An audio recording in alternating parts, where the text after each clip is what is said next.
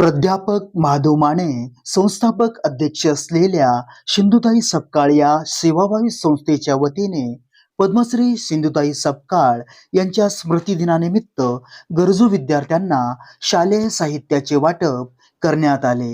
यावेळी मान्यवरांनी नव्याने कार्यान्वित होत असलेल्या पद्मश्री सिंधुताई सपकाळ सेवाभावी संस्थेला भरभरून शुभेच्छा दिल्या। यावेळी प्रमुख पाहुणे म्हणून प्राध्यापक मिलिंद गायकवाड, नायब तहसीलदार अंबेजोगाई तसेच प्रमुख मार्गदर्शक म्हणून प्राध्यापक गौतम गायकवाड, सामाजिक कार्यकर्ते बालाजी सेरेकर, शीतल गोरे, कृषी सहाय्यक, सीईओ महानेता ग्रुप संतोष नरसिंगे, शाहीर मामा काळे, प्रसिद्ध गायक सुभाष शेप, प्राध्यापक शैलेश पुराणिक, त्याचबरोबर डॉक्टर प्राध्यापिका रोहिणी अंकुश, प्राध्यापक आशालता कलमे, त्याचबरोबर सामाजिक कार्यकर्ते मालूभाऊ जोगदंड, प्रवीण मिसाळ, मल्हारी भैया जोगदंड, केशव मारी जोगदंड हे आवर्जून उपस्थित होते। या कार्यक्रमाचे सूत्रसंचालन सामाजिक कार्यकर्ते बालाजी सेरेकर यांनी केले, तर कार्यक्रमाच्या शेवटी गरजू विद्यार्थ्यांना शालेय साहित्याचे वाटप मान्यवरांच्या हाताने करण्यात आले। की आपण ज्यांच्याकडनं शिकलो त्यांच्या देखत आपण काहीतरी नाविन्य उभा करतो, ते अतिशय वाखाणण्याजोगं असते।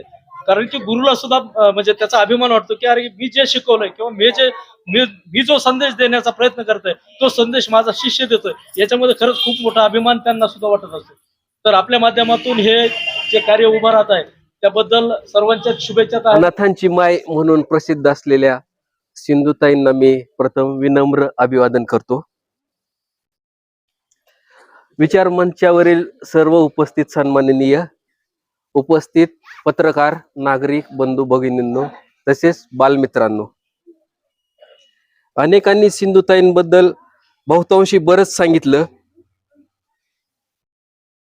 त्याच्यामध्ये सिंधुताईंनी प्रमुख जी कामं केली त्याच्यामध्ये जे अनाथ मुलं आहेत, गोरगरीब महिला आहेत त्यांच्यासाठी काम केलं त्यांनी। चिखलदरा, वर्धा, सासवड, हडपसर, पुणे या ठिकाणी अनेक संस्था कार्यरत केल्या। सुरुवातीच्या संघर्षाच्या काळामध्ये त्यांनी चिखलदरा इथे असताना, म्हणजे आतापर्यंत जो उल्लेख नाही झाला, तर चिखलदऱ्यामध्ये असताना त्यांनी व्याघ्र प्रकल्पासाठी 84 गावं विस्थापित झाली होती, म्हणजे त्या गावातून सगळे लोक बाहेर काढली। तर त्या लोकांसाठी सुरुवातीला संघर्ष केला की ह्या मुलांचं भवितव्य काय, इथल्या गरीब विद्यार्थ्यांचं किंवा जे तिथला जो आदिवासी समाज होता त्यासाठी त्यांनी संघर्ष केला आणि त्यात त्यांना पहिलं मोठं यश त्यांना मिळालं। आणि त्याच्यानंतर ते यशाच्या पायऱ्या म्हणजे कठीण परिस्थितीतून ही चढत गेल्या।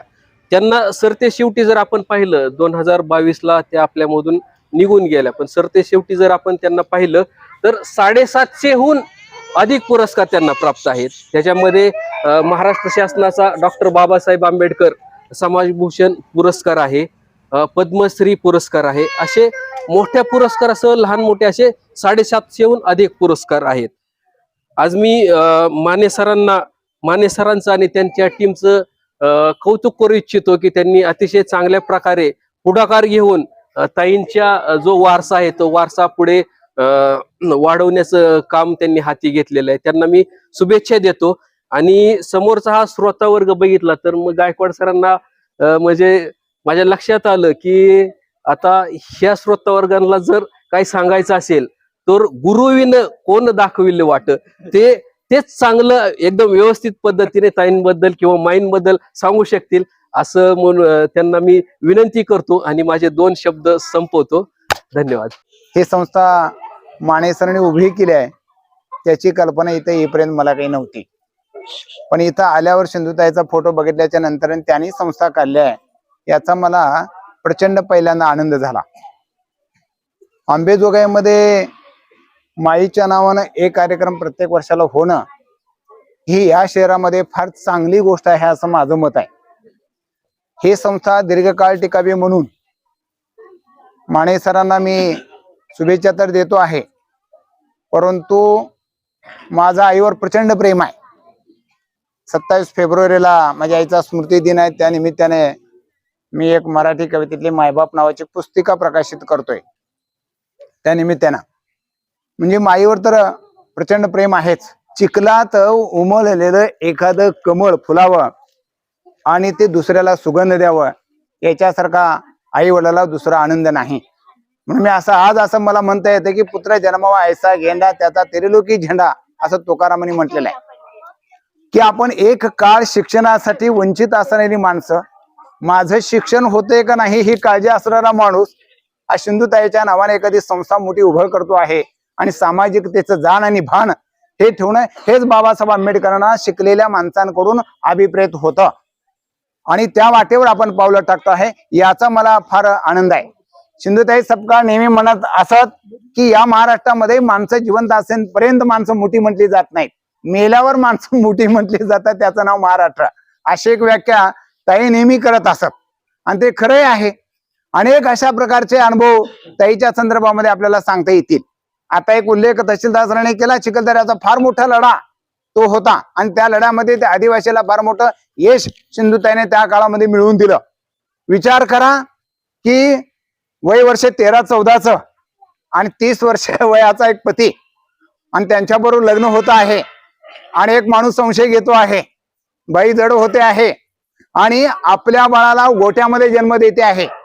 गोट्यामध्ये जन्म दिल्याच्या नंतर दगडगोटे मारले जातात आणि तिथून फळ काढते आणि माहेरी जाते आहे.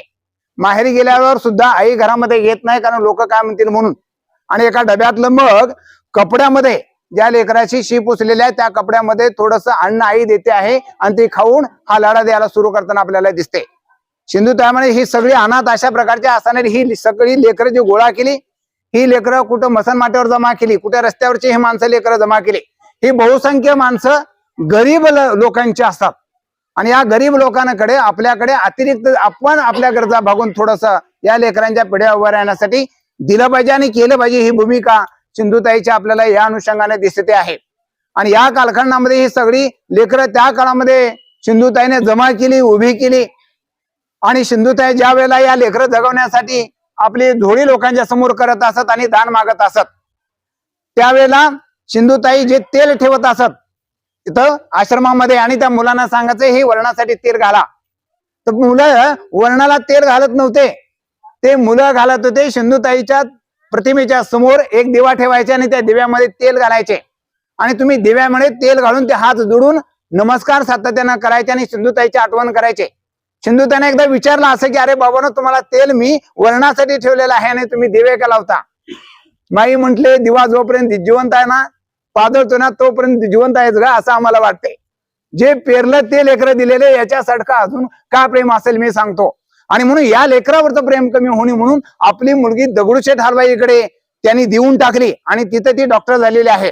आणि ती डॉक्टर झाल्याच्या नंतर आई जेव्हा थकते आहे त्यावेळेला एके दिवशी ती आईला आपल्या 2 मागणं मागते. आई म्हणते, बाई सगळे दिले आणि अजून काय मी तुला देऊ, असं जेव्हा ती म्हणते आहे त्यावेळेला ठीक आहे तू मागतील ते देते. तिनं 2 मागणे मागितले होते की आई तुझं वनवासी आत्मचरित्र मला दे. ती म्हणले देऊन टाकलं बाई, काय प्रकाशित झाले ते पुस्तक आणि देऊन टाकलं असं म्हणाले. दुसरं काय मागणं मागते आहे असा हिला प्रश्न फिरला. त्यावेळेला ती डॉक्टर झालेली मुलगी दुसरं मागणं असं मागते की आई तुझी मला फाटकी साडी दे. साडी कशाला ग बाई, साडी कशाला ग बाई असं विचारताना देऊन टाकले हे लुगडं तुला, असं म्हणते की आई तुझ्या नंतर या अनाथाची माय कोण होऊन सांभाळणार, तेव्हा सावली होऊन मला या लेकराला सांभाळता येईल. हा वारसा सिंधुताईने ठेवून गेलेला आपल्याला